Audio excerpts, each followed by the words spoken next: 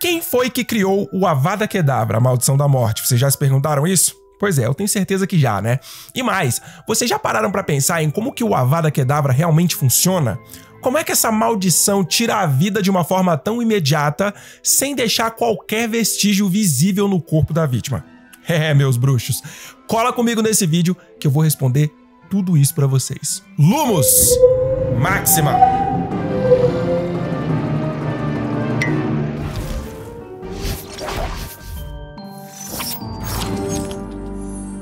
E aí, meus bruxos, Bruno Santiago aqui, vocês estão no Wizarding Bruno, sua inesgotável fonte de magia. O Avada Kedavra, ou a Maldição da Morte, é uma das ferramentas mais implacáveis das artes das trevas. E não é à toa que o Avada Kedavra esteja entre as 3 maldições imperdoáveis. Quando lançado, ele causa uma morte instantânea e sem dor, sem ferimento, sem sinal de luta, como se a vida fosse simplesmente arrancada num estalo. O corpo da vítima fica ali, estirado, sem vida, porém intacto, e como se a causa da morte fosse o puro pavor. O impacto visual do Avada Kedavra também não deixa dúvidas. Aquele jato de luz verde cortante e o som estridente inconfundível são marcas de um terror absoluto. Essas características se tornaram símbolos de puro medo, especialmente durante a ascensão de Voldemort, que tinha o Avada Kedavra como sua marca registrada. A simplicidade e a velocidade dessa maldição são justamente o que fazem dela tão aterrorizante. Mata sem alarde, sem espetáculo, apenas com a frieza necessária para apagar uma vida em questão de segundos. O Avada Kedavra teve sua origem na Idade Média, um período marcado por turbulências e ameaças constantes aos bruxos. Durante essa época, quando a magia ainda não era regulamentada e os bruxos viviam sob o risco de perseguições dos trouxas, faz sentido imaginar que a necessidade de sobrevivência tenha levado à criação de feitiços mais letais. O Avada Kedavra pode ter surgido nesse cenário como uma resposta extrema, uma forma direta e rápida de acabar com uma ameaça sem deixar nenhum vestígio físico. É natural pensar que durante as caças às bruxas, entre os séculos XV e 17, magias fatais como o Avada Kedavra tenham se tornado especialmente relevantes. Enquanto alguns bruxos preferiam se esconder ou fugir, outros podem ter desenvolvido feitiços como esse para garantir a própria segurança de uma forma definitiva.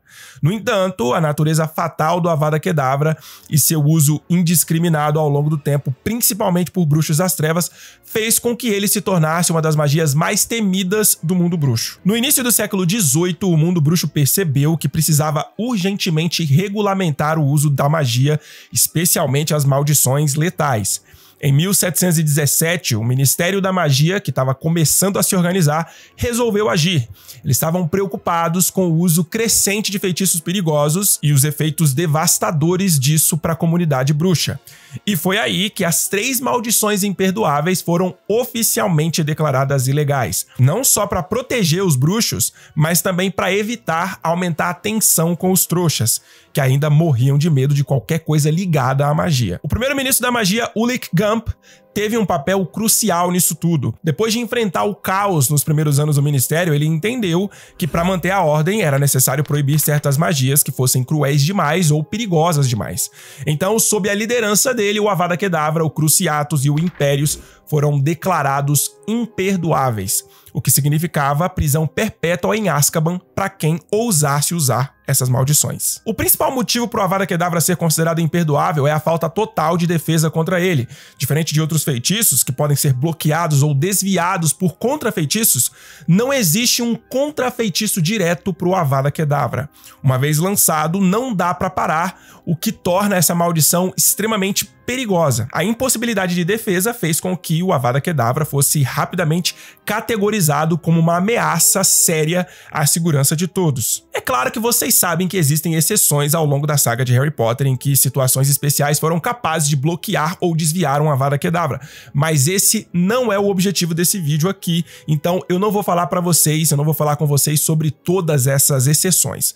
Também é importante lembrar que um bruxo pode usar um objeto terceiro para se proteger do Avada Kedavra, como Dumbledore fez quando duelou com Voldemort em Ordem da Fênix. Além disso, o bruxo que usa o Avada Kedavra precisa acertar o alvo. O feitiço não é teleguiado. Além de ser quase impossível de defender, o Avada Kedavra é cruel e irreversível, não tem espaço para erro, não há chance de sobrevivência. É uma morte instantânea, definitiva, que vai além de qualquer propósito justificável. E essa crueldade brutal consolidou o status dessa maldição como uma das mais temidas e injustificáveis do mundo bruxo. Mas quem criou o Avada Kedavra? Então, galera, canonicamente e oficialmente falando, essa pergunta não tem resposta. Nunca foi revelado quem criou a Maldição da Morte. Porém, tem uma teoria bem conhecida entre os fãs da saga que diz que Morgana Le Fay foi quem criou o Avada Kedavra. A primeira vez que eu vi essa teoria foi no canal Harry Potter Theory, num vídeo que eles publicaram no dia 24 de fevereiro de 2023. Eu não sei se foram eles que criaram, mas a teoria faz muito sentido. Vejam só, Morgana foi uma das bruxas mais poderosas da Idade Média, conhecida tanto por sua habilidade em magia de cura, quanto pela ligação com as artes das trevas. A ideia é que por causa dessa dualidade, ela acabou transformando um feitiço originalmente voltado para cura em uma das maldições mais temidas do mundo. Morgana é uma figura lendária tanto no mundo trouxa quanto no mundo bruxo. No universo de Harry Potter, ela era meia-irmão do rei Arthur e uma inimiga declarada de Merlin, que foi um dos maiores bruxos de todos os tempos. No início, Morgana era vista como uma curandeira, ajudando a aliviar o sofrimento das pessoas. Ela também tinha a habilidade animaga de se transformar em um pássaro, o que permitia ajudar de forma discreta e eficaz. Mas a história dela não ficou só nisso. Com o passar do tempo, Morgana começou a ter um desejo crescente por poder e acabou mergulhando de cabeça nas artes das trevas, rivalizando com Merlin. E aí a teoria diz que ela criou um feitiço que inicialmente foi feito para proporcionar um fim indolor àqueles sem esperança de cura, algo que encaixava bem com seu papel de curandeira, né? Só que conforme ela se tornava mais sombria, esse feitiço acabou se transformando em uma ferramenta de destruição, o Avada Kedavra. Um dos pontos fortes que sustentam essa teoria sobre a criação do Avada Kedavra é a etimologia da palavra. Vejam só, segundo a autora J.K. Rowling, Avada Kedavra tem origem no aramaico e significa algo como que a coisa seja destruída.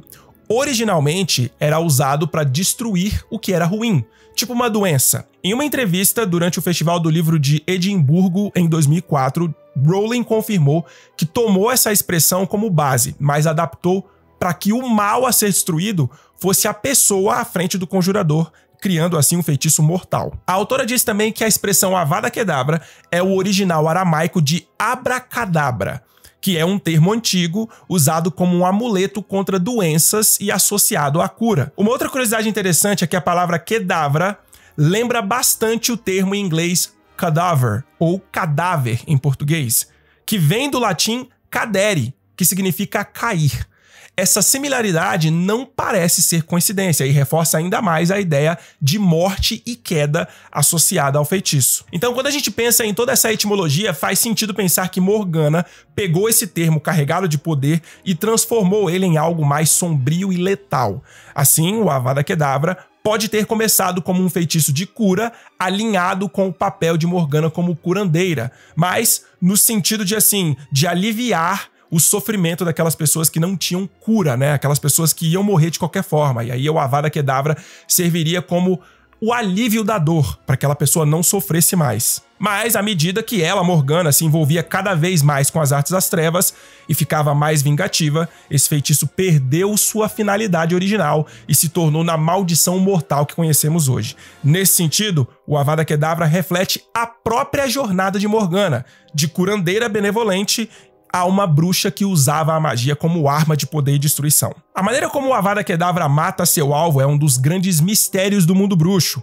Como que essa maldição consegue tirar a vida de forma tão imediata e silenciosa, sem deixar qualquer sinal visível no corpo da vítima? Isso é algo que nunca realmente foi explicado.